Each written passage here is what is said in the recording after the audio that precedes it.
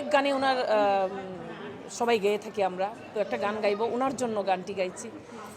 জীবন খাতায় প্রেম কলঙ্কের দাগ দাগাইয়া, ছাড়িয়া যাইও না হাসান ভাই মায়া লাগাইয়া, ওরে ছাড়িয়া যাইও না তুমি মায়া লাগাইয়া, ছাড়িয়া যাইও না ভাইরে মায়া লাগাইয়া।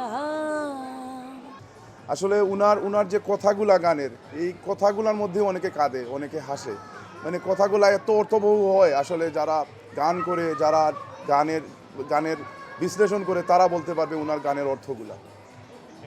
হাসান ভাইয়ের তো অনেক গান আছে, তো আমার একটা খুবই প্রিয় গান, উনি যখনই কোনো গান আপলোড হতো আমাকে ছাড়তেন। উনার একটা প্রিয় গান, যতন করে রাখছি তোরে হৃদয় মাঝে লুকাইয়া, যতন করে রাখছি তোরে হৃদয় মাঝে লুকাইয়া, আমি সারা খেউ পাইতো নাই তুকাইয়া, বন্ধু আমি সারা কেউ পাইতো নাই তুকাইয়া।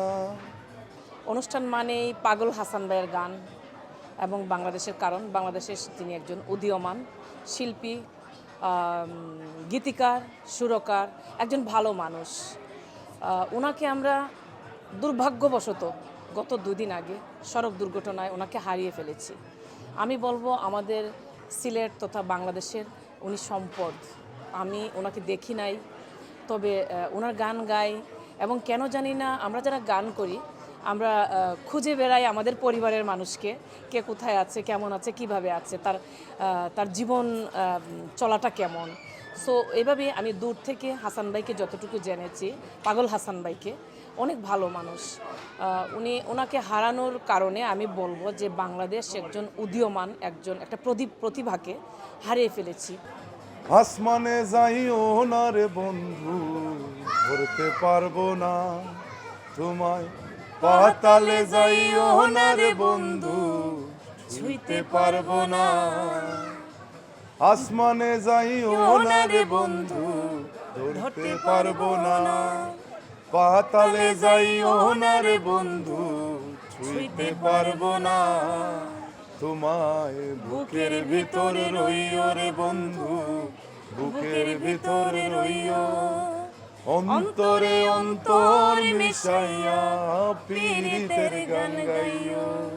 তুমি বুকের ভিতরে রইও রে হাসান ভাই, বুকের ভিতরে রইও, অন্তরে অন্তর মিশাইয়া পীড়িতের গান গাইও।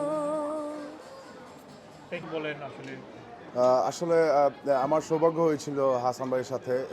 গত 1 বছর আগে আমার ওনার সাথে পরিচয় ছিল। উনি অত্যন্ত ভালো একজন মানুষ, আমাকে প্রায়ই ফোন করতেন, আমার অনেক উপদেশ দিতেন। আমার সাথে সত্যিকার অর্থে জানি না কেন আমাকে উনি অনেক ভালোবাসতেন, বলতেন যে Wahid, you can go forward, তুমি সামনের দিকে এগিয়ে যাও, কিছু একটা করো, আমাদের সিলেটের জন্য করো, বাংলাদেশের জন্য করো। তো আসলে ভাই এইভাবে মর্মান্তিক সড়ক দুর্ঘটনায় চলে যাবেন, এটা আসলে আমরা সঙ্গীতাঙ্গনের সত্যিকার অর্থে অনেক একটা শোকের ছায়া নেমে